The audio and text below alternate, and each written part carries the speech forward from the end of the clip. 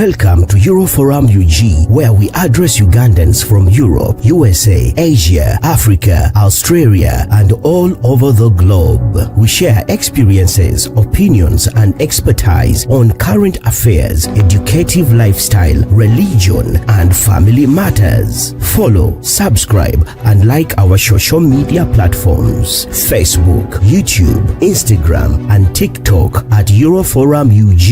You can also join our live shows every weekend on our social media platforms. For more information, visit our social media platforms or email us at euroforumug@gmail.com or WhatsApp us on +4740 574040. Euroforum UG, communicating with peers.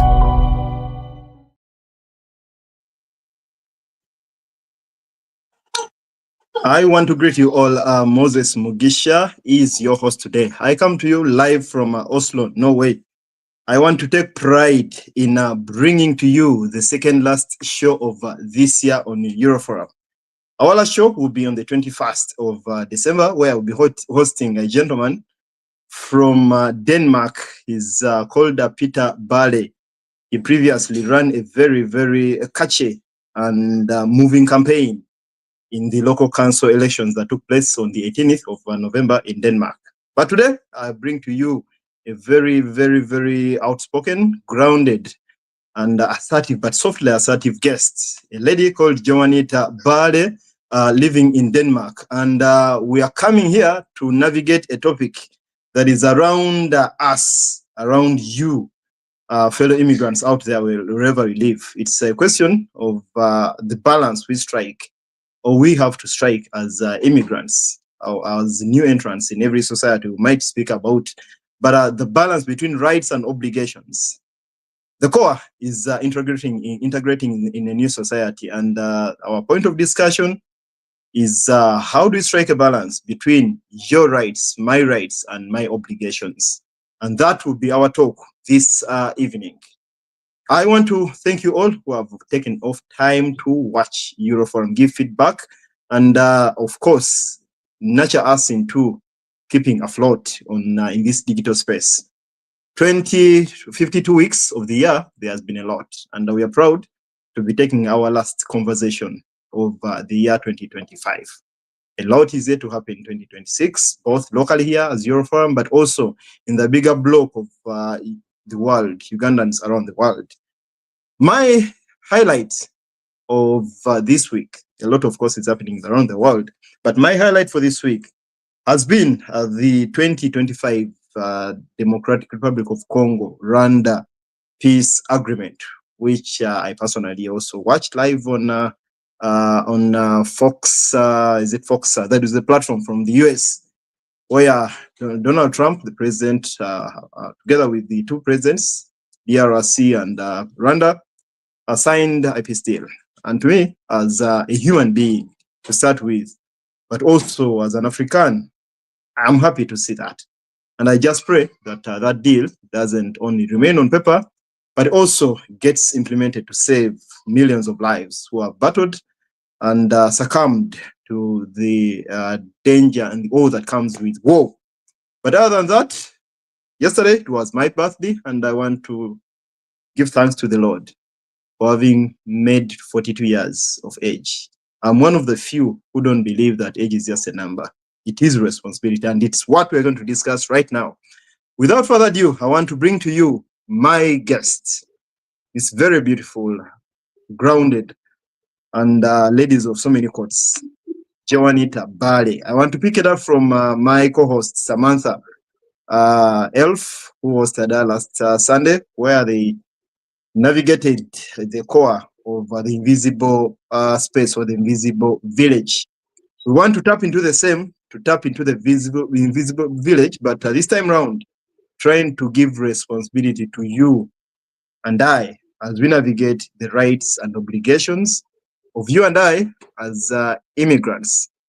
Joanita, it is a great honor to host you on Euroforum 2 times consecutively. Yes, I didn't host you last time, but on behalf of Euroforum, you've taken away 5 hours of your time. Thank you so Yeah, much for maybe to having tell me. viewers. Thank you. Thank you so much for having me. And welcome everybody. Mr. Moses, thank you once again for you and your team for having me on. And I'm looking forward to this rather interesting topic that we are gonna be talking about. And I'm hoping for as much involvement as possible. So thank you so much. Yes. Thank you so much. Besides me here, I have my daughter very much on my neck. We had a plan of singing one of the Norwegian Christmas songs. Ten Elise, light a candle, but unfortunately, we didn't prepare for that. We shall do it maybe later in the show. I want to invite your attention, you out there, an immigrant. I actually don't want to narrow this to Ugandans alone because we're using English, which is an international language. We want to open up boundaries as we navigate these very timely and very dire topic, integration. Juanita, abantu babazala, there is a way people look at us and cast a laser beam. Who is she? And who does he have the moral authority to talk about these issues? But let's first go into knowing who you are. Tutebitegera gwani ayogera ku bintu abitegeera nzokuba yazze Joe. So Joanita, who do you know yourself as to start with? Who do I know myself as to start with? I know myself as a child of a very courageous, wonderful man, my dad, Peter Bali, who took the journey from Uganda back in 1980 something and came to Denmark as a single daddy of 9 kids. I know myself as a Ugandan girl growing up in Europe, in Copenhagen, in Denmark, and have been through the asylum process that has really indeed made me into who I am fundamentally as a person, appreciating what I have, appreciating every opportunity that comes my way, and a God-fearing Jonita that puts God in the center of everything that she does, thanks to my father and my grandma, of whom I grew up with together with my siblings. And then I see myself as a mother of 4 beautiful children.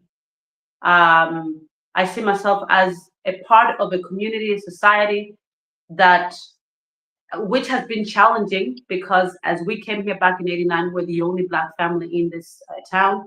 And so the challenges that came with that, being that we were brown and they were white, but a survivor, resilience, and up to today, the interest of that particular area integration is so interesting to me because I can see myself in that journey.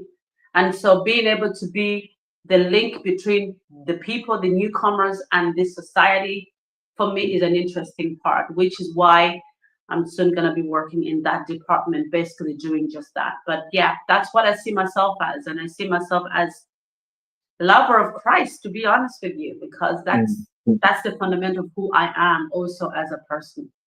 So I see myself as a lot of things, but then that also makes me a lot very diverse and very adaptable, accepting of others and who they are in at many levels. Yes. Some say I'm funny also. Some say I'm funny and jolly. I don't know. Yes. And thank you. And who do you think people know you as? They know me. That's a very interesting question, depending on who you're asking. My kids will see me. The people those close to you. Those close to me will see me as, I think, strong, as in strength. They'll see me as patient. They see me as I am accepting of a lot of things, but patience for sure. Maybe kind, funny, and jolly. And maybe my kids might seem a little bit as strict, but that comes with the job of being a mother of 4 kids and trying to raise them all on my own. But yeah, I think my colleagues will say that I bring life in a room, or Yeah, something in that in those lines. I am always, saga of love. Life is not, life is so. No. Or it's you have to work very hard, because I'll always find something positive about something, about someone. So that is who I am. I'm someone who's really optimistic about situations and circumstances. Even when it's raining, I'll find something positive about that rain.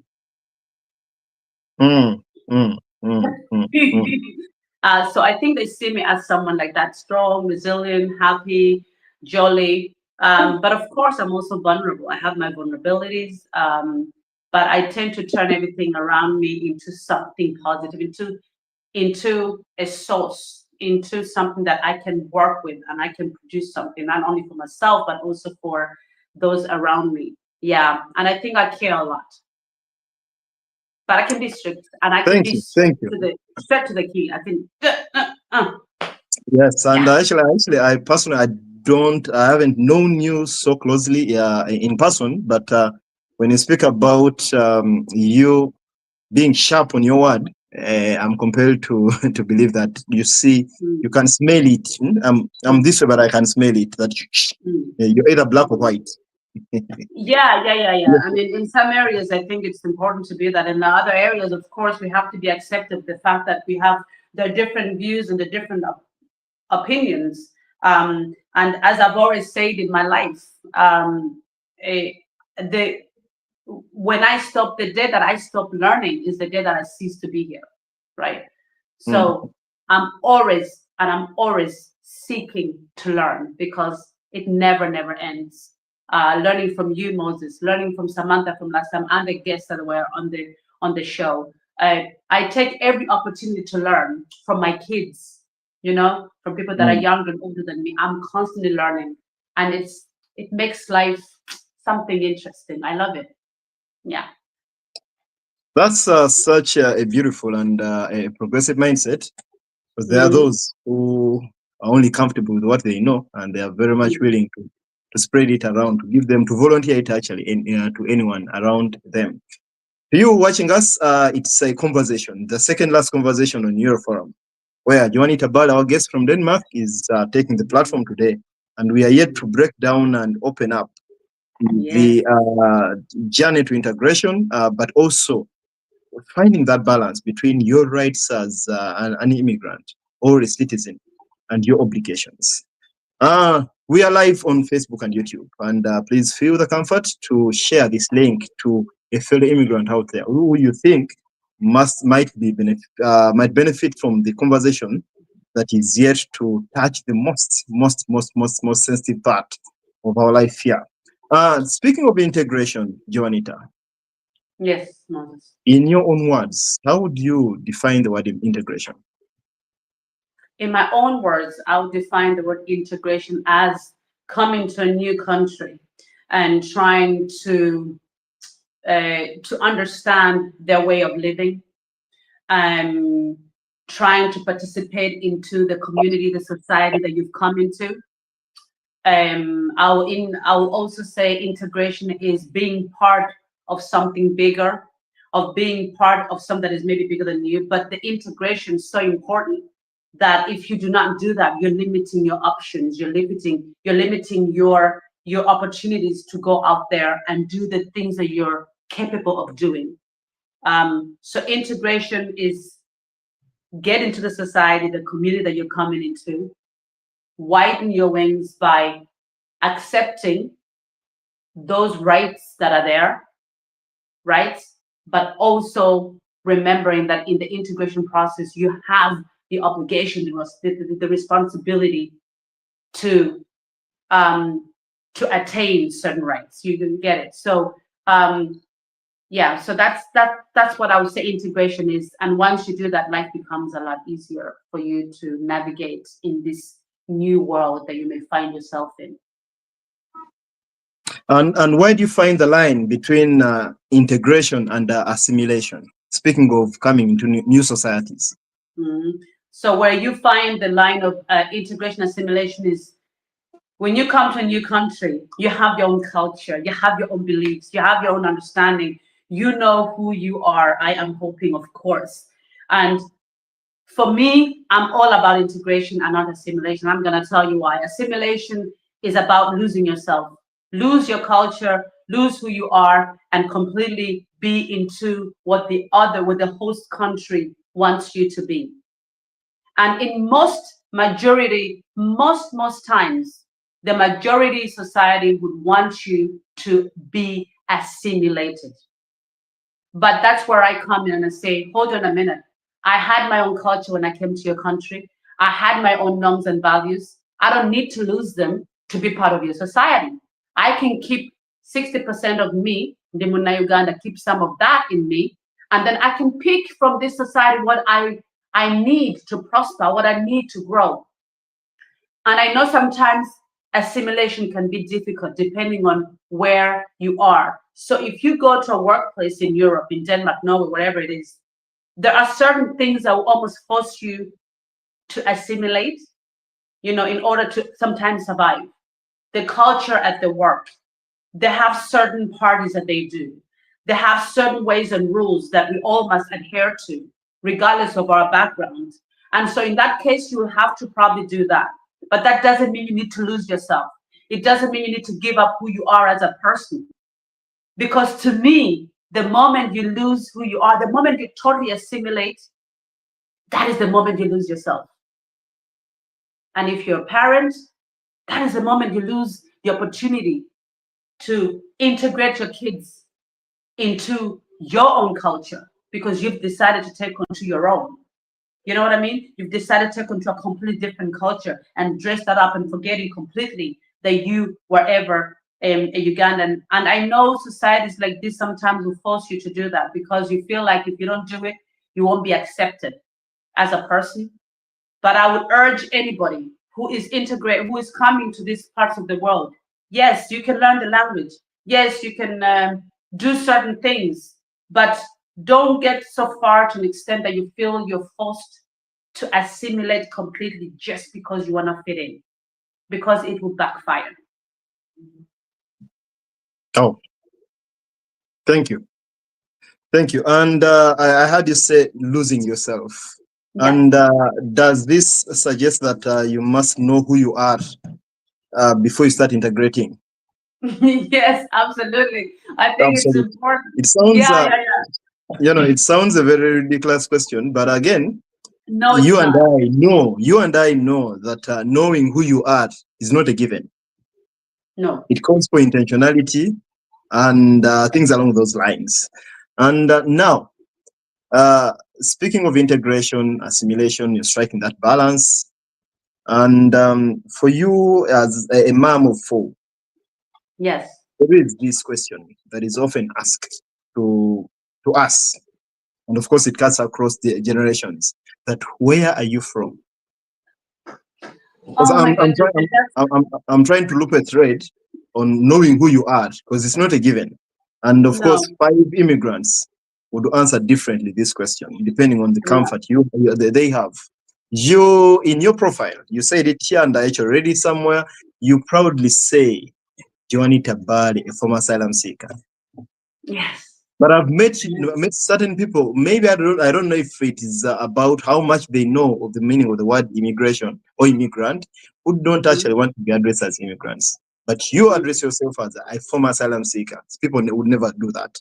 So knowing who you are, I think it's broad. But when you ask the question of where are you from, Juanita Bali, what do you respond?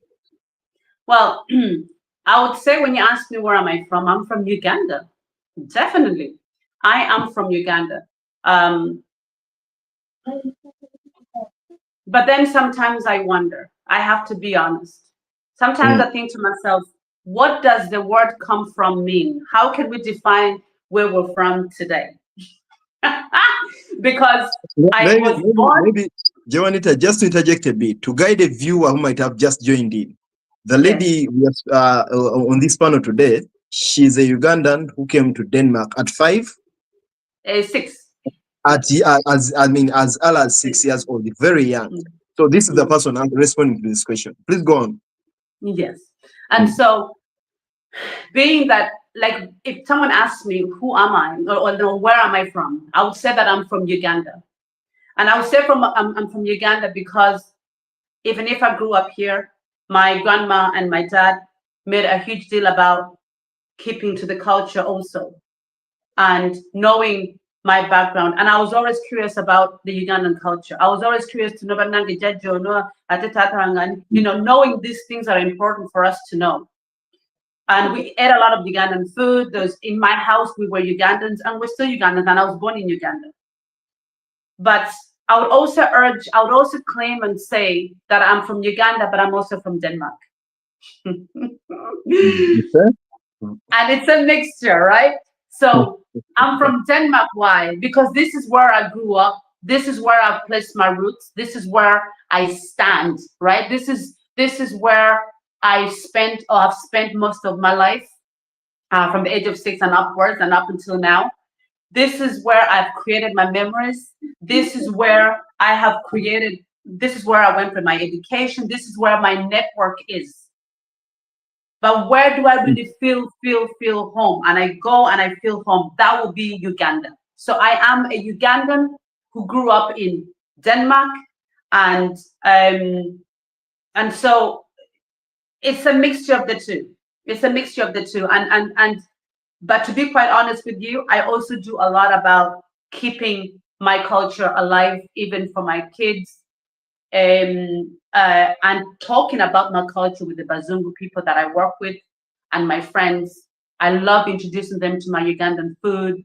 And so where do I feel peace? I feel peace. It's Ngandieka, Uganda. Ngandieka, with having a good chat with my dad about his past and his journey in life in his sitting room.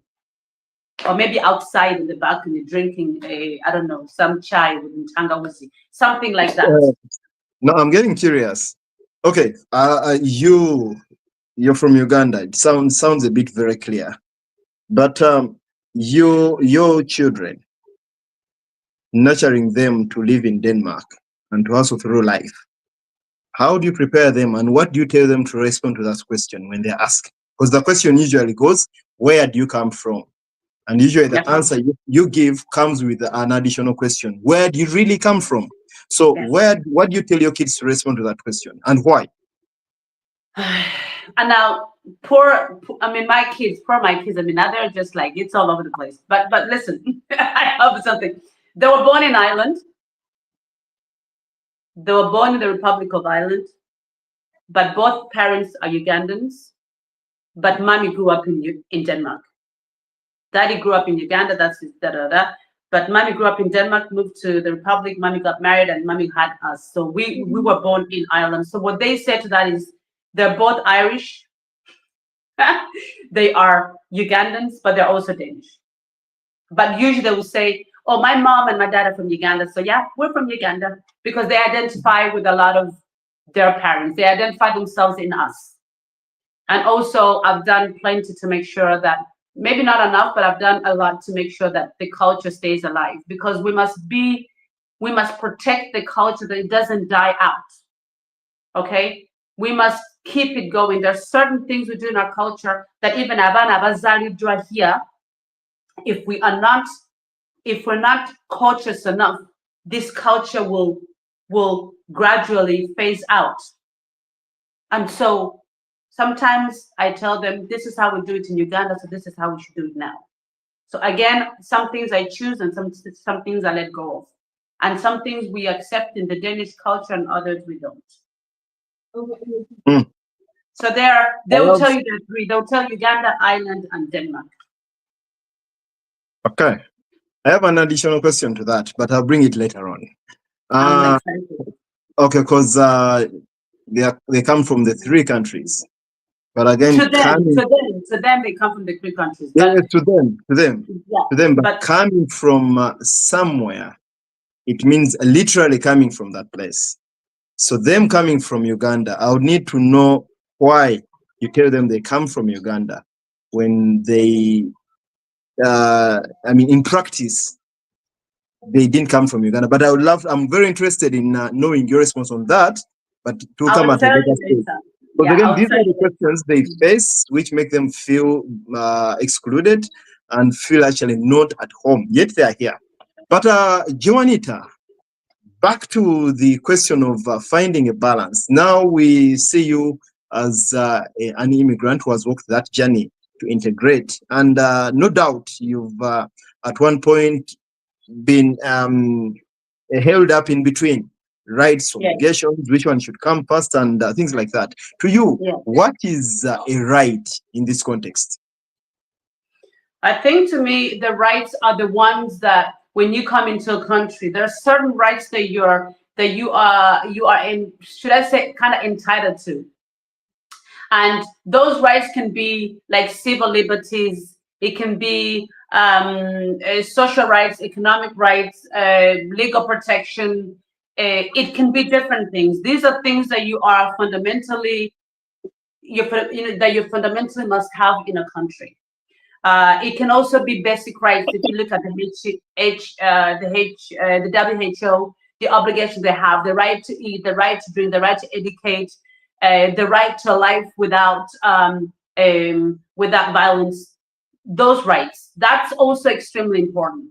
Those are the rights, the basic rights that you need when you get into a country. Those ones are your rights, and it doesn't matter who you are and what you are.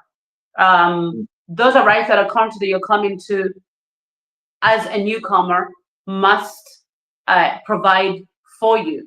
You know, so those are the rights. Those are the rights. They're written down. It's clear. It's in black ink. It's clear. This is what your rights are. You can put them in Google and you can find them. And then there's another coin that I'm sure you're gonna get into later. That it's not as straightforward as it looks, you know. Okay,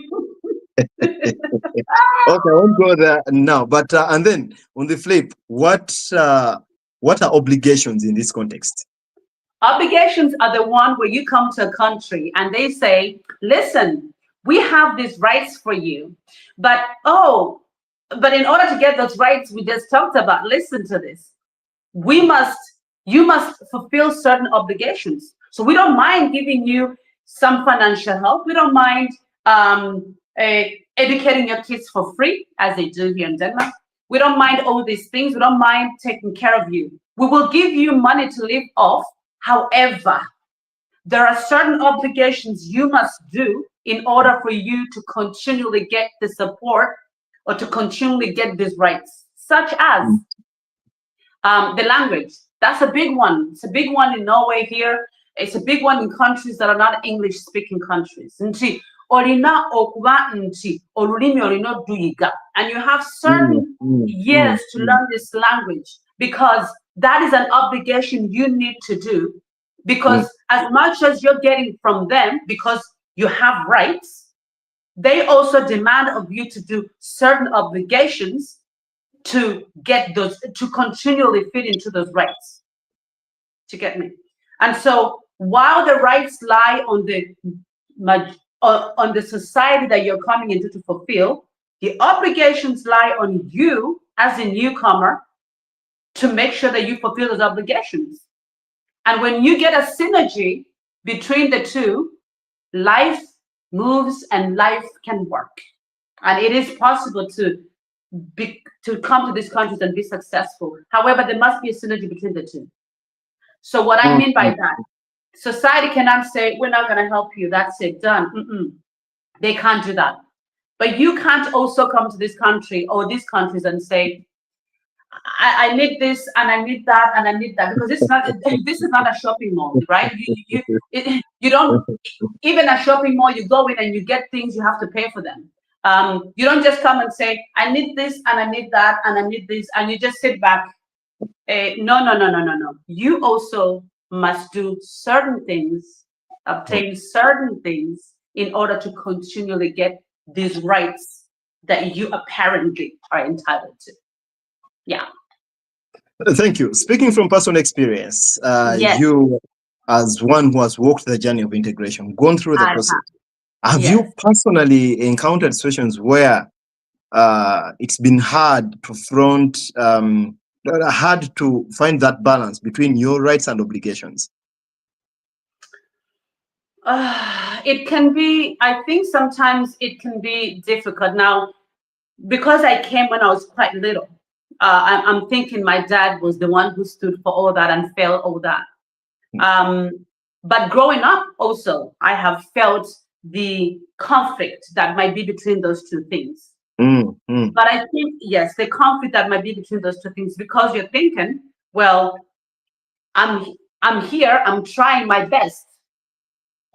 But as a society, the host society cannot always see that, and they need a certain level of commitment in order for you to continue to get those obligations. So it could be that I am doing my level best and I am trying to do certain things, and I may not necessarily be at that level. You gotta appreciate that, and you gotta give me something for that. Where the host country will be like, no, you haven't. Like I'm gonna give you an example. My grandma came to this country, and she lived with us throughout, and she managed to learn the language. She couldn't write it, but she could kind of understand it. But for the longest, and she was doing her best. She was an elderly lady, and she was doing her level best to actually be able to maneuver in this society. But this was never appreciated, because at some degree they also cut off her support. Do you understand? So there comes a conflict where you're thinking, well, listen, I'm trying my level best. Why can't you see it? And then there's other times where I've experienced people who come here, they do everything they have to do, and but once they want to start up something like self-employment, the government will come after them. And so you almost then start losing your hope. You lose hope in society. You lose hope in this host society, because it seems like they're not seeing the efforts that you're putting in to survive and to do things on your own. So there is a conflict always between those two things. However, it's also important to remember, as I said before, things here are self-service. Nothing's gonna come to you for free. You gotta get up and you gotta keep on pushing and keep on working and keep on, like, there's nothing like I'm entitled to ABCD. I'm entitled to ABC. You might be. We know that. We know their rights. Thank you. We know, but you must also show a huge level of interest and a huge level to uphold your obligations in order to continually get support. And you will have people that are just there to make it hard for you. And as a newcomer, you have to know that. You don't just get onto a flight and think everything's just going to work out. When you get onto a flight, in whichever way you get to this country, because I know there are different ways. Some come on boats, others come through work, others come seeking a better life, others come to stay. Whichever way you get to these countries, just know that you're coming to a country that has a different set of laws than the country you're coming from. When you know that, things become a bit easier for you. Accepting that, yes. On your profile, I see that you work with in Norway you call it Barnevernet, and the English term is the Child Welfare Services, or some actually call it Child Protection Services, which make it sound really strong. Protecting the child from its parent. But we're not scary. But when you say Child Protection Services, but okay, Child Welfare Services. Yeah, it's I recently took a course in line with bridge building trust between the families, immigrant families, and the the Child Welfare Services. Child Welfare Services. So, because there are cases where children have been taken away from their families, and this has erupted from, among other factors, the misinterpretation of the cultural context. We do it this way, but the Norwegian system demands or dictates or suggests that it should be done the other way. And there are cases in that line where people have healing wounds. people have been bruised by the system. Whether or not they were victims of these circumstances, but they've been bruised. That's a fact. And these people are, with their wounds, they are blaming the system. They are blaming the case workers in this case for not helping them access their rights, for not helping them claim their rights. And again, there is a contra discussion that as much as there is someone to help you claim these rights, but there is also an obligation shouldered on you to find these rights. But again, there is a language issue, there is limited resource, limited access, all these things. And there is that complexity, which I'm sure you have experience with. And this loops directly into our topic of discussion. It's a discussion of rights and obligation. This parent, his family has lost a child for maybe a year, 2 years, or even for good.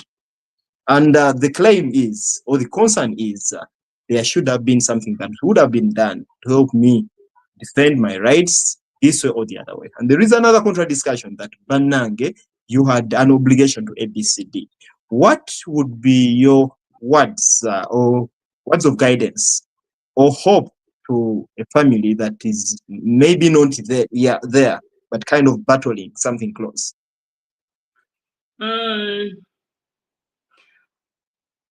I think first and foremost, I would like to say that every country has their own rules and regulations.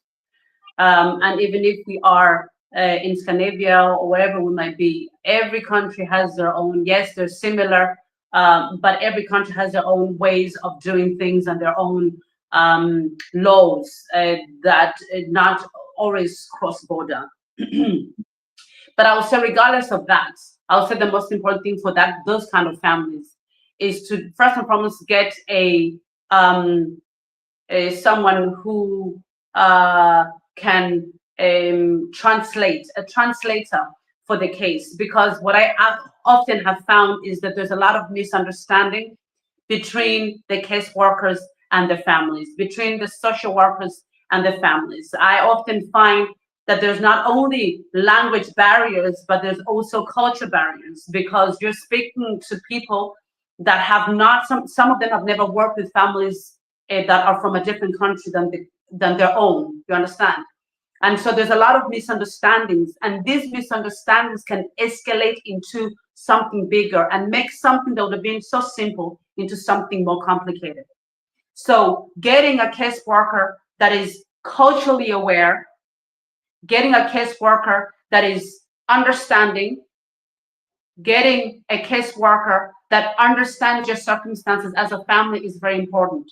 But very important is also to get a translator so that you make sure that every information that is given to you at these meetings is understood, not only your rights, but that you also understand the obligations that lie on your back, okay?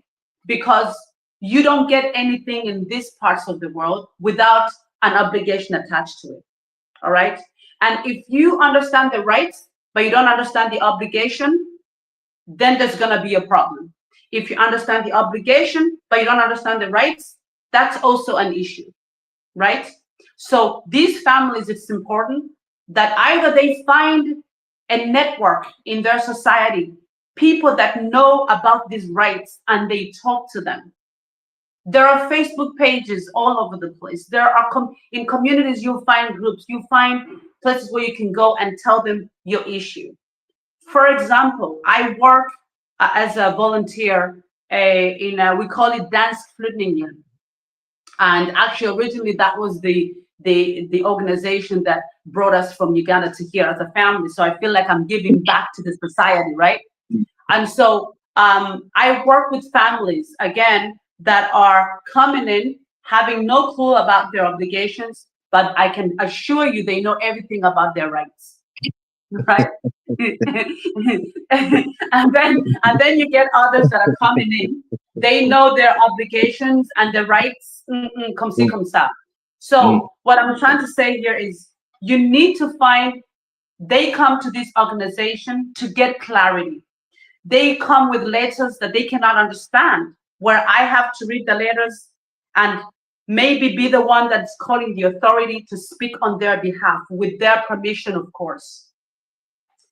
And so I would say to families like those, there are organizations, NGOs that are there to help and support you. But more importantly, get someone that speaks your language, get a translator in. I don't know about in this commune here, in this country, you have a right to a translator with no pay. You don't have to pay for one. The authorities here will pay for a translator, and you have the right to request for one when you're going into these meetings so that you can get everything explained, not only your rights, but also your obligations.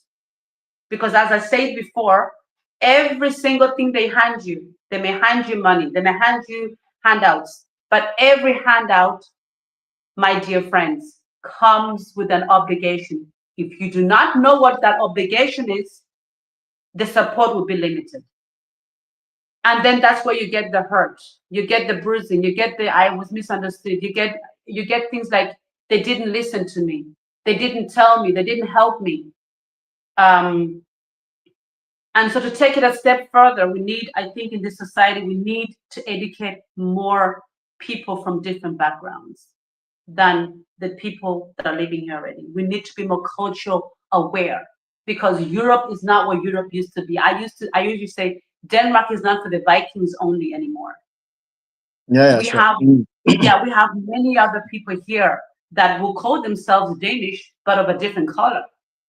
And if we don't equip our social workers, if we don't equip our educators, if we don't equip politicians with the cultural awareness, then we're heading into somewhere that is going to create problems at a longer run, because we're going to get hurt individuals that cannot participate into society and community. And these are people that we who are working will have to pay for through our taxes, because they will be on social welfare payments for the rest of their lives. No, exactly. Thank you so much, Joanita. If you're watching us, we are live on Facebook and YouTube. It's a question of the balance between your rights and obligations in the context of integrating in a new society. I know of someone in one of the countries in Europe who has lived there for over 10 years. It's actually a period over the stipulated period in the laws of that country, a period within which one should be eligible for applying for citizenship. This person hasn't worked that much because there have been so many rights and privileges put on the plate for him. And for some reason, this person has found comfort in enjoying them, because it's his right to enjoy them. It's his right to be supported when he doesn't have a job. It's his right, and name a chain of rights. And this person, at the point of applying, this person was rejected.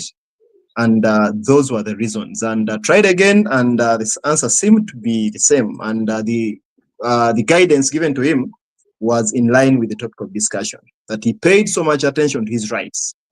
And forget what you just said on this side, his obligations. What are your obligations to making it to acquiring citizenship? Because the rights, yes, well covered, but the obligations, how far? Of course, nobody will knock at your door to remind you of these rights.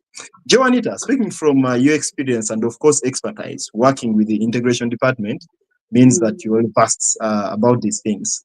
Have you experienced cases where people's rights have overshadowed their obligations? Vivid cases where people's rights have overshadowed their cases. Sorry, their rights have overshadowed their obligations. Yes. So that where they're looking at it's all about rights and what I'm entitled to, rather than what do you need to do as a citizen to fit into the society. Yes, Moses, those are, and I mean, unfortunately, there are many. And the thing with these parts of the world is also, when you come to new countries, that they will actually give you both sides. They will give you a paper in your email that tells you your rights. They will also give you another side where they tell you your obligations. But many times, unfortunately, many families choose to only look at the rights. And they forget to look on the obligation part of that later. So now you have them coming up to us complaining why their payments perhaps wasn't processed or they didn't get it. If I give you a simple example, is if you have a child here, you will be getting what we call the child benefit, which is, I don't know about Norway, but here it's every 3rd month.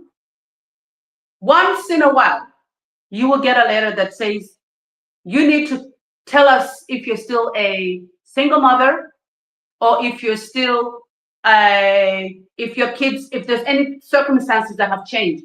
Has any circumstances changed? You need to tell us. If you don't respond to this letter, we take it that no, we will stop your money, right? So you need to respond to this letter. Has it or has it not? You get many families that don't respond to this letter. They're like, I've been using getting this money. So what happens then? The money stops. And they will show up and say, listen, why did my money stop? And you have now complaints. But remember, there was an obligation for you to respond to that later in order for us to continue that service. We laid it for you in black and white. We gave it to you a month before. And we specifically told you, if you don't respond to this letter, you won't get your payments. Like anything else here in Europe, if your circumstances change about anything, you are obligated to tell us, to inform us. And these guys will always catch you in the obligation part. Because when you come complaining, they'll pull up that piece of paper and they'll say, hey, we sent you an email. This is the email, and it's shown our system you received it. Did you forget to read ABCD? Now you get into that problem of, oh, hey, I didn't know. I didn't know. No, because you took your attention away from the obligation and you only looked at gold. You forgot that that gold came from somewhere, right? And so you're absolutely right, and I do experience it. And to be quite honest with you, not even only within our community, within the immigrants that are here, but just a general thing, even in the Danish families where, oh, I didn't know. You didn't know. You knew the part of getting the money, but you didn't know what you had to do to keep getting that money, you know? And here another one is language. You need to go to language school, or your benefit you get as an immigrant will not continue. So if you don't go to school, then you're going to get caught. And I mean, that's just one of the ways, or some of the ways, that this society can catch you out on the obligation. The obligation is very important. And another issue is also, I know so many that come here and just think that they're entitled. My dear friend, you're not entitled to anything. Be happy that you're getting something, you know, and then appreciate the fact that where you came from, you are not getting it.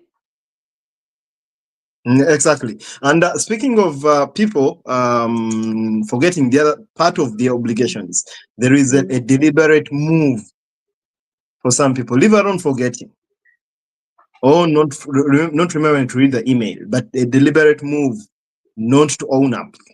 And again, like you said, this is a discussion between rights, obligations, privileges, and entitlement. I mean, you've heard people comfortably speaking out of ignorance, but you know they are only being misled by entitlement, forgetting that it's a system of give and take. There was a Forex Bureau some years back in Uganda. It was called Give and Take Forex Bureau. And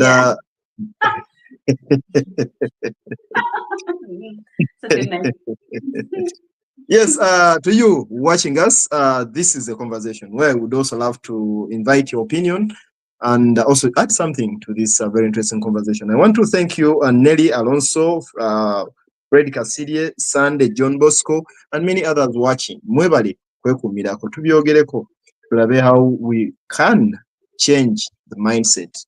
Many of these things actually are an issue of the mindset gap we have There are people who believe they can create a Uganda in Norway, a Cameroon in Germany. I mean, you're trying to live, you're trying as much as possible to remain that person you are in Uganda in a foreign land, which practically can never happen. And now, during news, Jonita, speaking of forgetting to own up about your obligations. But again, there are cases where we're talking about rights. But do we always know when to claim these rights? How best would someone equip oneself with the rights around them? Because the rights are there, but some people have even played their obligations by the book.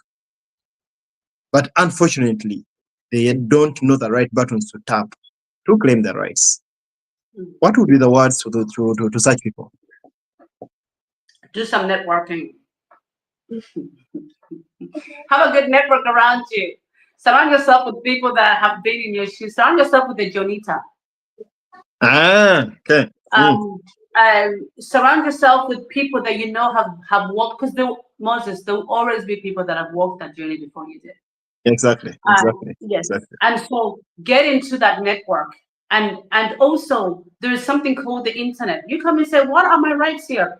Are you coming as a parent? What are my rights with 2 kids? What are my rights in this country? And for you to get those rights, it will tell you these are your rights. If you have something like a county council in that country, you have the right to go and ask them and tell them, listen, I need to know what my rights are. Educate yourself. These people will then tell you, because I quite often find sometimes that even if the rights are there, many times people don't use them because they think, no, it's not for me. No, I probably don't qualify. But when you look deeper into it and you take time to educate yourself, to network, you will find that actually you have more rights than what you thought you had. You know what I mean? So entitlement is something else, but knowing your rights is also a very important thing, because if you don't, sometimes you end up losing out on things that would have done or made your life easier, especially if you're a parent. Elevate your life. And so I think use the internet, use your network, educate yourself, and find people that have walked that journey to nudge you in the right way. And I think also be honest and open with yourself about your situation. Don't come here and pretend you know everything when you don't. Be open about yourself. Be open about your circumstances. If you meet a Jonita, be open with me, because you never know where I can then guide you to. You never know where I can nudge you to. But if you come to me and you're like pretending you're the macho person and you know it all and if you're not authentic with yourself, if you're not true to yourself, it can also be hard to actually receive the help and the support and the guidance that you need. There is something beautiful about being humble. There's something beautiful about allowing yourself to say, listen, I don't know everything. Moses, you've been here for a while. Can you just help me a little bit here? I'm a bit confused about ABCD. This is not about being big or being the best. It's about allowing yourself to nudge yourself into a society, into a community that you didn't grow up in perhaps, and then allowing yourself to open your eyes, open your ears, and try to get in through those channels. Because again, if you don't know your rights, then nobody's going to tell you. The Muzungu is going to send it to you on a piece of paper perhaps, but they won't go into details in explaining to you what it means. Oh, I love it. I love it that you highlight networking and people being humble enough to ask, or being humble enough to be the listeners in social gatherings. I've met people who you can spend 20 minutes with, but 17 minutes there, it's them speaking. So chances are high that they'll never take in anything new, because all they know, it's actually what they're speaking. No room to let in something else apart from what they know. So to me, I feel this goes down to personality, but also opening up to new horizons. Of course, in the diaspora, we are all bosses in one way or the other. You have 5 kids you're paying school fees for. You have this auntie, this uncle calls you after a day. So in a way, you feel bossy, and not remembering that these spaces don't know you, who don't know who you are in Kampala. They know No. you. They know the person you're presenting to them here. It is that person that has to walk through, to navigate the journey and make it to the top. Jonita, I appreciate that you put in black and white these things, and your experience as an immigrant, as a mother, but also someone working with immigrants, speaks so much of how you believe rights and obligations should find a balance. But now, you as a mother, the previous question I asked about what you tell your kids to respond to the question of where do they come from. Your response was you tell them to respond they are from 3 countries. But there is this additional question that where do you really come from? That's a testing one. And I must admit, my first years in Norway, I would get very defensive. I mean, I'll kind of pull out this these scrolls to just devalue who are you anyway, to ask me where do I really come from. Of course, I used to joke around. In my case, it was I used to joke around, and I lived in a place called Huldal. I would say, from Huldal, where do you really come from? Of course, I would answer, finally, Kampala. But my response can easily be settled at Kampala. But a child like Janelle, a child like your children who are born here, and someone is asking them, where do you really come from? Yeah. How do you prepare them to respond to that question? I prepare them to be quite honest with themselves. And I actually tell them often, but now my kids are grown up, but I tell them to, they are Ugandans. And there is a very important element in that. And that element goes in that wherever, I tell my kids, wherever you go in this part of the world, you will never be like them. You will never be like your white friends in class. And when you are true to yourself in who you are, you own it, you dress it up, you are proud. I have another language, I have another home. You sit in this chair and you're like, I am a Ugandan. There is some pride that comes with that, and there is some respect that is also earned by that. Now, the kids that are given birth to here, like mine and yours, it's so important because there will come a time where they will be excluded.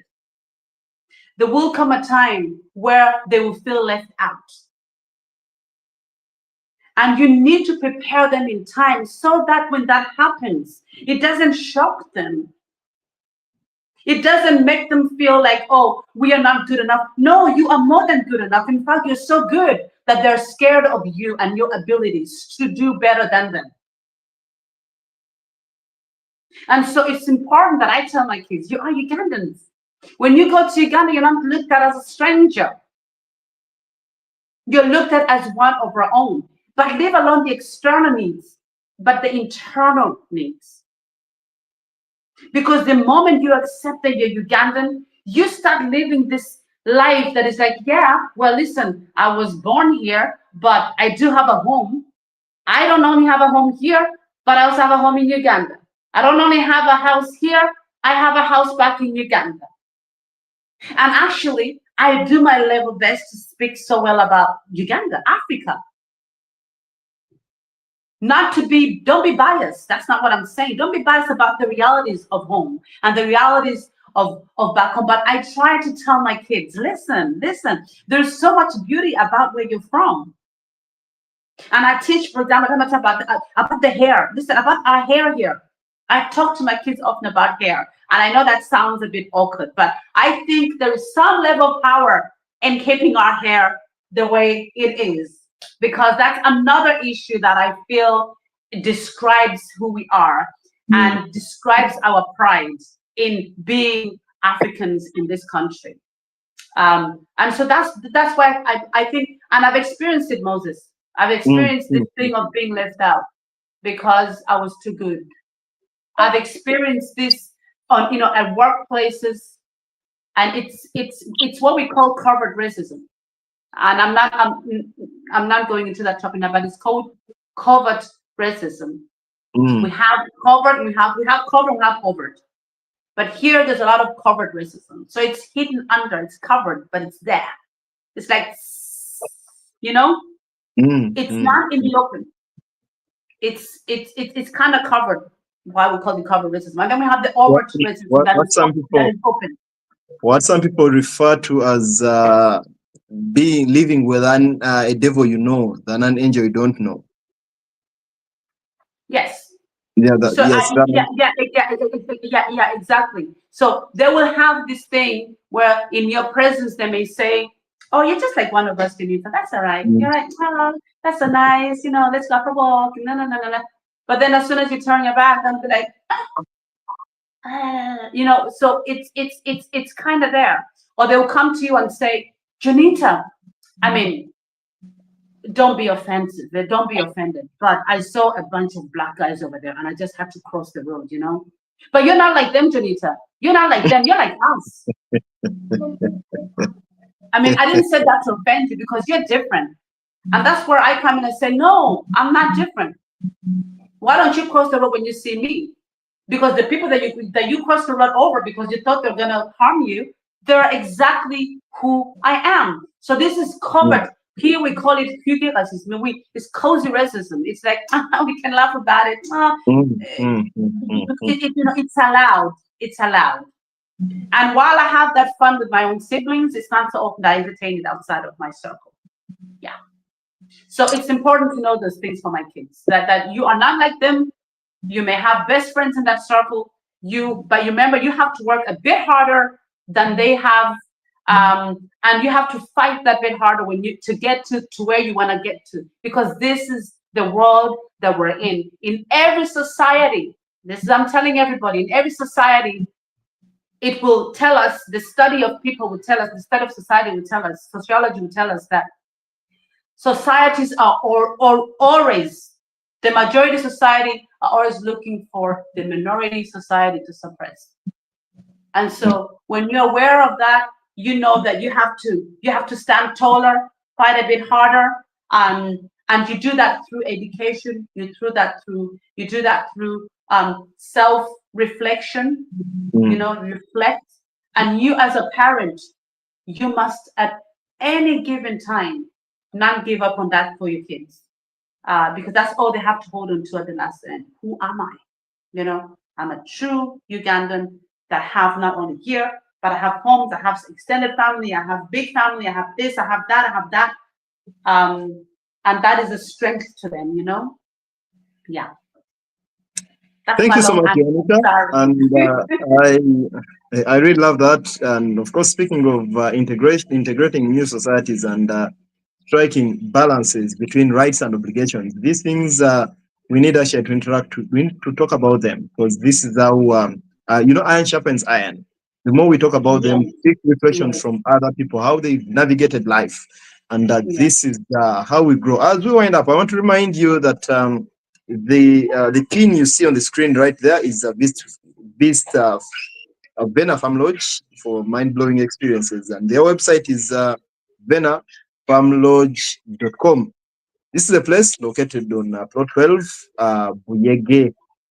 That's on Entebbe Road, the opposite Buyege Catholic Church. This is a place where you need to go get value for your money. It's a place when you tap their website, you realize how extensive their services are. It's like they have a conference center, they have accommodation facilities, and of course activities that are both indoor and outdoor. So feel the comfort of tapping the website for more information and grab yourself a spot, and in turn actually you're supporting a fellow Ugandan who has lived in Norway for some time, not Dayeka, attaching a value to money. So it's a win-win deal.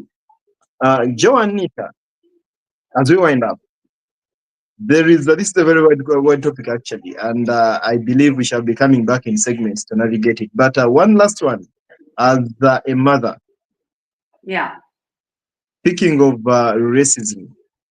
Yes. Name it all, different forms, but it's there. Yeah. When your children face racism, of course, they are some are grown-ups and others are still young, but this is something we have to live with. or a time in the diaspora. How would you prepare them to respond in case they felt that they have been racist, they have been treated in a way that is racist to them? I think I ground myself and my children in God. And I say that because that's the foundation of anything that we do and our reactions. And I think when I have often experienced that my kids have been, if they've been racist again, it has happened, there's been occasions where that has happened. I always ask them, what did they do? What happened? Because you can't know when it's gonna come. What did you do? And at one occasion, my daughter said, well, she stood up and she said, listen, you're not educated enough to know what you're talking about. This is what she stood up and told the person that was doing it. And so what I always tell them to do, don't... How old was she by then? We had nearly just come back to Denmark, which was, she was about 10. Oh, that was bold. Yes. And I always tell them, whichever way you choose to respond, don't give back with spite. Say something like, if they tell you and they say, oh, you're black, you talk to them and say, oh, you're white, or you say you're peach color. When they turn to you, and because it depends what kind of level of racism they're receiving. Some of these kids say things because they come from families where they have heard it. Because I don't believe kids are born racist. I believe kids are born colorblind. You know, for them it's about the connection. But when that connection is broken is when they hear from the outside, the environments they find themselves in. These are the things they bring back to school and say to kids. And so I tell my kids, listen, we gotta pray for those people. But I also tell them that, listen, you are different from them. And better that you get yourself equipped to receiving this kind of stuff than you thinking it's not going to happen. Because one day it will happen and you thought you're living in this bubble. And when the bubble busts, that alone might mess up your mental health, mess up who you are. So the way we prepare our kids is that we must educate them. Educate them in how to receive, but also educate them in their own self-worth. So when something like that comes to them, yeah, it comes, but it bounces back. Because I have spent so much time educating them, reminding them of their self-worth, reminding them of how wonderful they are created in God's image, reminding them that they are strong and that whatever comes their way, there is nothing that is gonna knock them off their feet. And then we have the age, depending on how old that child is. Depending on how old the child is. If the child is really, really little, yes, it's going to hurt them. We take up that conversation at home. We talk thoroughly about it. And then I would probably take that conversation up with that child's parent or with the teacher to get that situation faced head on. Because many times educators throw that back in our face and say, I don't know. But actually, I put the responsibility back to the teacher, back to the educator, and say, listen, have you spoken to that child's parents? It's something being done about it, because that's not right. And so I use this as an opportunity also to educate parents and kids, because they may say it's not funny. They may say it's funny to them, but it's not funny to the person that they're telling that stuff to.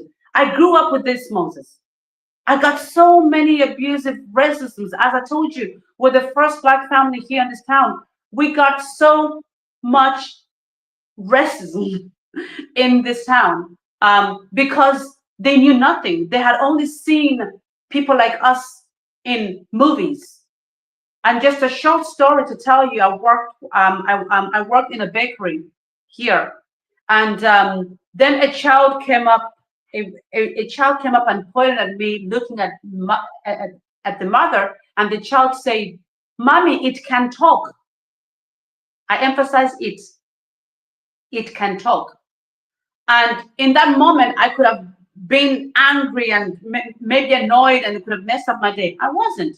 I took it. This child probably doesn't even know or hasn't been told by the parents that there are Black people in real life. So I took that opportunity to educate the parents through the child. So I took the piece of cake and I gave the child it and said, yes, it can talk. And now it's giving you a cake too. And I said, can you talk? Can you talk? And the child said, looked at the mommy. And then, it can talk. Yeah, he said it can talk. Like sorry. Yeah, it can talk. Sorry. What? Yes, I can talk. And another incident was when I was working in a shoe shop. There were customers coming in. I had a job while I was studying. And there were customers coming in that didn't want to be served by me. Or we can't be served by a brown person. So I'll go to my manager and tell them, manager, it's not because I don't want to serve them, but they don't want to be served by me. My manager would take me by the hand, go to that lady and say, if you can't be served by this girl here, then you can leave the shop. You see? So I could have kept quiet and I could have gone angry and I could have gone annoyed and I would have, but I actually took the step and I say, no, I'm not gonna be blamed for not taking care of my customers. I'm gonna go to my manager. And thank God this guy is amazing. Up until today, even he remembered. He's old, but he remembered when he saw me when I came back, and he was so happy. But he went straight and said, if you cannot be served by Janita, you cannot be served by anyone in this shop. So in between the people that are racist, we also have people that are good. Not everybody's bad. That woman came back the following Saturday, and I served her. I took care of her shoes for her. I found her the best shoes. She was happy. She was happy as Larry. So in the terms of racism, I also want to urge my brothers and sisters, not every Mzungu is racist. Yeah, sure. You have some that are actually good. However, you also have an obligation to show interest in their culture. You also have an obligation to show that you want to be here. You have an obligation to participate in the community, to be part of what they do. You have an obligation to show some level of interest in their culture. You know, you have an obligation to get up and go out there and try to be part of who they are, because I often find that once you do that, these people start opening up and give you an honest self, right? So instead of constantly looking, they're bad, and then at the same time you're standing one corner and waiting for that day when the money comes on your account because that's your right. So I'm gonna wait for money because that money is coming, and that money comes in, I close the door, I sit on the sofa, and then I wait for the next time. But you're not doing anything to show any. Find an NGO where you can be voluntarily. If you can't find a job, go mingle with the community in some sort of a way. You have an obligation to do that. We're talking about obligation and rights. You have your rights. Nobody's going to take them away from you. But you need to show that you want to be here. You need to show that, yes, you might be here for the money, but you know what? Now that I find myself here, I have my kids here. If I'm not going to do it for me, let me show my kids that there's an obligation for everything that we do. If you are a family member, if your daddy or mother or whatever it is, if you are not going to take this obligation seriously, then do it for your kids. Because what you do today, in some way, your kids are going to mirror that for tomorrow. These kids are going to grow up in this country and they're going to have a longer life than you will have here. So you are doing them an injustice by not living up to these obligations. You're showing them that while you can get the money, you have all these rights. You're best to tell your kids you don't have to work for that. It's okay. It's like, I'm just going to sit here and then without a job, and then I'll just get the money. Who does that? If you sign a contract and you sign a contract of employment, you are obligated to show up for work in those hours that were signed, typically 37 hours, 32 hours, maybe 30 hours. You are obligated to do that. And this goes through this society. That's how it works. When I was working with the social welfare payment department, we have citizens, their own citizens, that would come and say, I need this, I need that, I need this. The first thing we ask these citizens when they came into us as caseworkers would be, well, you did not keep up with the activity or the initiative that we actually gave you to do last week. You did not show up. And because you didn't show up, that is why I stopped your money and you didn't get that money. You now see them looking back and looking and getting all uncomfortable and but say, listen, until you do your obligations, your funds will not come on your account. The same thing goes for you and me. You know, you're not entitled to anything. There's nothing as feeling entitlement. You need to get up, be active, participate, because in your participation, you get connections to lead you to a better life, to elevate you. No one is going to come on your door knock and say, can I connect with you today? It ain't gonna happen. You know, you take that step as a person. You've come here.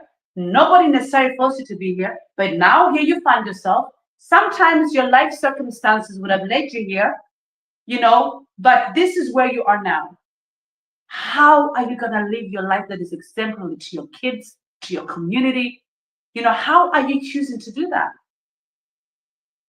You know, so you can't tell your kids, do your homework, because if you don't do your homework, you won't get an education. But then at the same time, you as a parent, but you're not doing your homework. You're just sitting there. Kids don't learn by what you say. Kids learn by what they see you doing. Exactly. So if you're not going to think of yourself, think about the small kids, the small people that are looking at you, you know? And if you don't have kids, come on, do it for yourself, because you may just lose an opportunity to connect with a Moses, to connect with a Jonita, to connect with a Samantha, to connect with a Mr. Mukasa. You never know.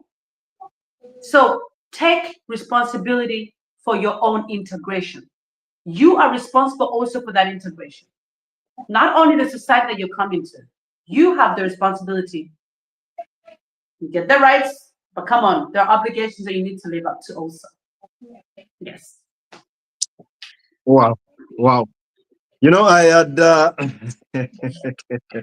I had 3 additional questions, and you actually ended up answering them, which yes, and of course, no doubt when you're speaking of owning up and taking up obligations and occupying spaces, you're walking the talk. I love the energy in your submissions.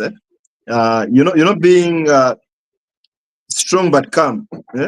I mean, there is strength and power in your voice, but in a calm way, and I really appreciate that. I hope so. I'm not giving out. I'm just, you know, come on. Yes, and thank you so much. We are almost winding up, and I want to thank you so much. Thank you so much. This appreciation goes down to, I trace it back to January when we started when we made our first show 2025. We are coming down to the end of the year. A lot has been achieved, and because of you, our dear guests, and starting with you, Joanita, and many other guests, you've made us keep afloat. You've made us keep in the game, and indeed we still are. And I want to grab this opportunity to inform you watching us that Joanita Bale will be joining us 2026 as one of the hosts on the Euroforum.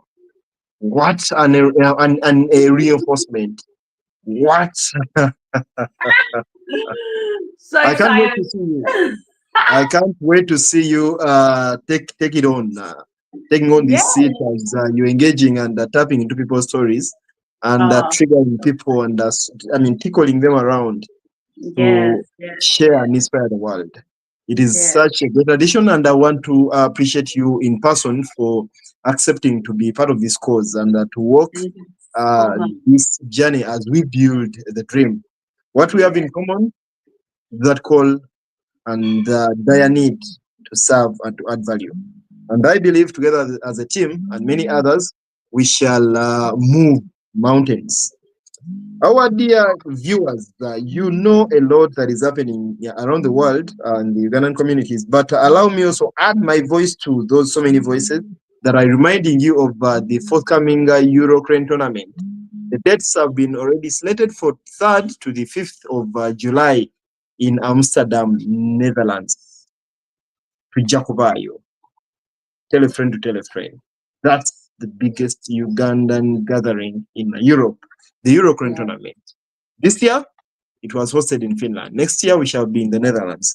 And for you who finds value in upholding your cultural values, Buganda Wumu European Convention, it will be taking place on the 22nd to the 24th of May in Berlin. Yes, Abaganda, nabo abakiriza mu Buganda, nabo you don't have any connection to Buganda, but you want to find a cultural hub to network, please. That's a place you could consider being part of. And then Banyankole Kweterana Convention in Washington, D.C. next year on 31st July to 2nd August. That would be a slate, a spot for you from that part of the of Uganda, but also you don't have to be from there. But are you yearning to find a culture spot where you can network and bond with people? That could also be a place for you. Join it. It is very amazing. I was in the background when you had a conversation with Samantha, and I could see you flowing and swimming in the waves of the internet, and I was only admiring you. It would have been privileged to have a conversation with you, and I hope to have many of those. Thank you. I can't have you. I can't have enough of you. I just have to remind myself, warmer, bigwa, yocha. Yes. Thank We you have so planned much. it here, and I want to request you to give your parting shots as we say bye-bye to our viewers. Yes. Thank you so much for having me here today. I just want to thank you again, Moses, and your family for having me and for allowing me to share some of me with you. I'm also looking forward to be one of the hosts on the show. Thank you so much for that opportunity. Banange, I am so humbled and I'm so happy. So I hope that the message today touched one or two or three people who can then share that onto other people, and it has a domino effect, because I believe we're here to learn. I believe we're here to share experiences, and I can't wait to give you more of me in 2026. Thank you so much, and adios. Thank you so much, Jonita. There is someone here who is very eager to sing one of the Christmas songs, one of the Norwegian Christmas songs. She will sing one verse and then we shall let it on. Yeah.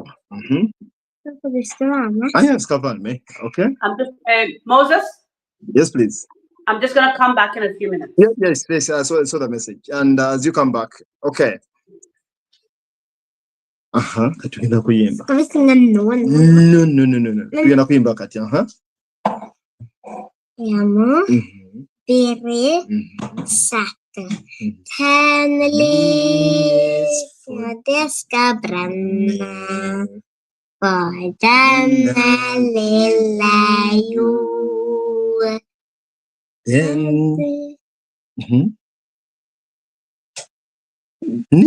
stjärnehimmel, den stjärnehimmel. Den himmelstjärna.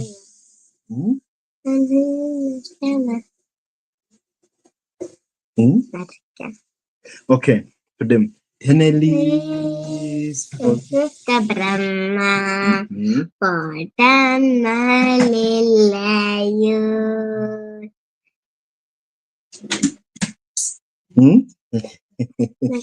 Okay, ujja kudamu practicing, okay? Newe balinyo.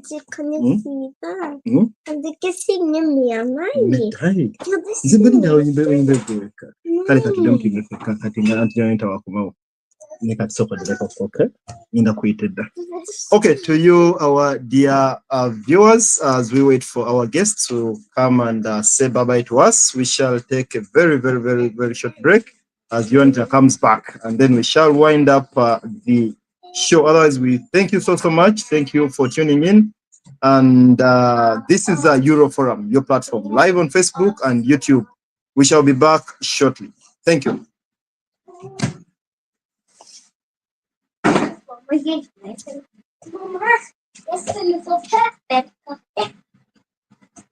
Welcome to Euroforum UG, where we address Ugandans from Europe, USA, Asia, Africa, Australia, and all over the globe. We share experiences, opinions, and expertise on current affairs, educative lifestyle, religion, and family matters. Follow, subscribe, and like our social media platforms: Facebook, YouTube, Instagram, and TikTok at Euroforum UG.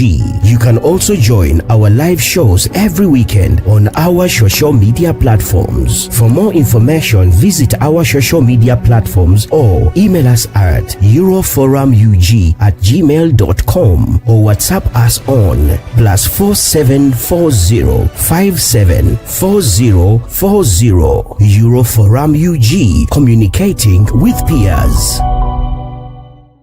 Welcome to Euroforum UG, where we address Ugandans from Europe, USA, Asia, Africa, Australia, and all over the globe. We share experiences, opinions, and expertise on current affairs, educative lifestyle, religion, and family matters. Follow, subscribe, and like our social media platforms: Facebook, YouTube, Instagram, and TikTok at Euroforum UG. You can also join our live shows every weekend on our social media platforms. For more information, visit our social media platforms or email us at euroforumug@gmail.com or WhatsApp us on +4740 574040. Euroforum UG, communicating with peers.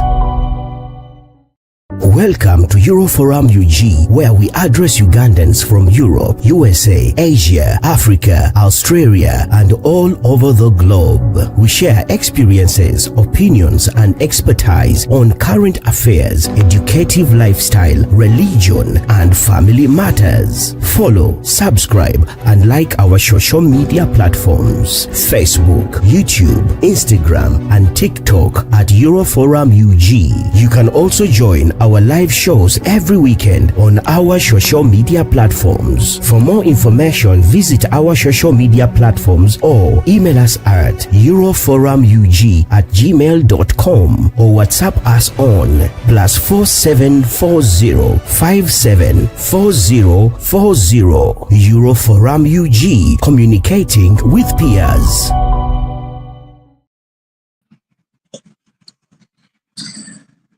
Okay, Joanita is also back. Yes, Joanita? Yes. Okay, Janelle. So she's going to sing one of the Norwegian Christmas songs. It's called Light a Candle. Light a candle to those who are struggling and those who are helping them. Light a candle, it's a long one, but just one verse. Okay. Okay. Amo dire satu. Teneli etlis kalben. Teneli somdi som. Pardana lilayu. Den blanc Cristiana Dio ale de la hopa sogua kanche. Okay, oja kongera edda.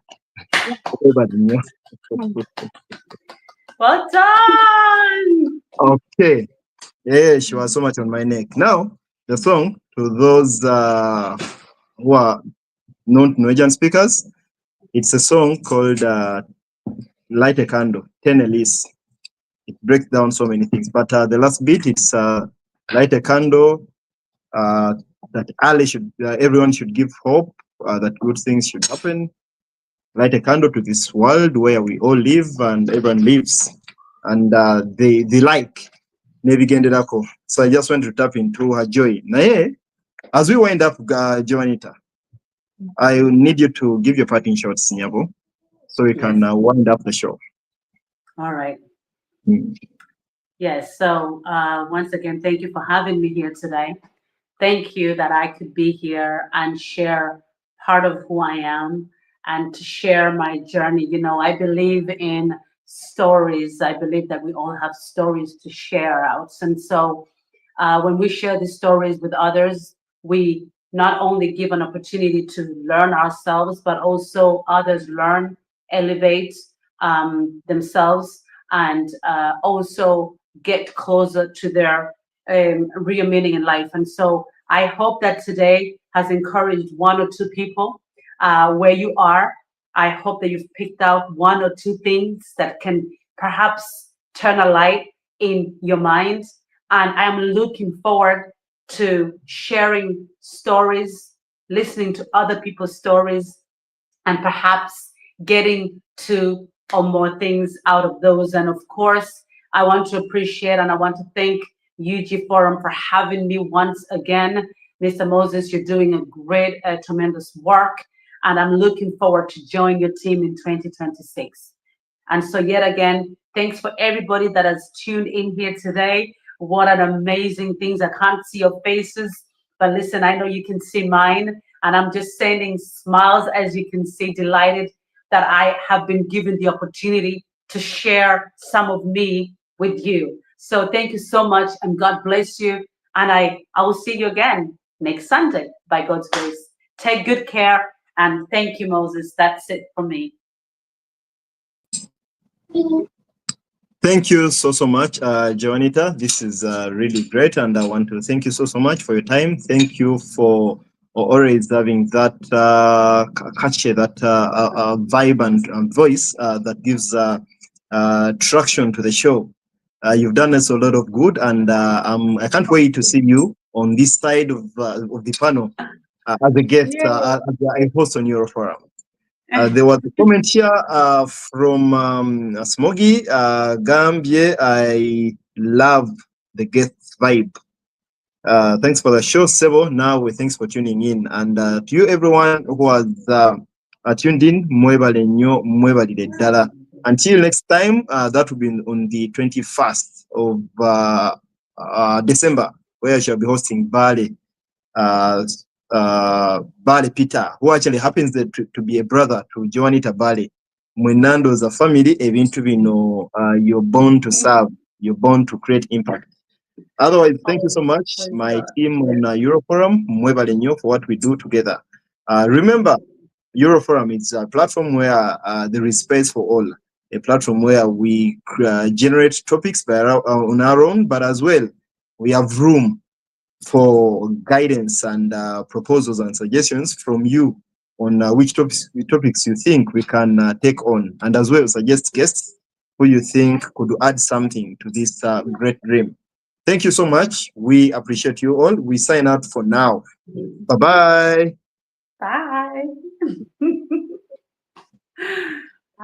Welcome to Euroforum UG, where we address Ugandans from Europe, USA, Asia, Africa, Australia, and all over the globe. We share experiences, opinions, and expertise on current affairs, educative lifestyle, religion, and family matters. Follow, subscribe, and like our social media platforms: Facebook, YouTube, Instagram, and TikTok at Euroforum UG. You can also join our live shows every weekend on our social media platforms. For more information, visit our social media platforms or email us at euroforumug@gmail.com or WhatsApp us on +4740 574040. Euroforum UG, communicating with peers.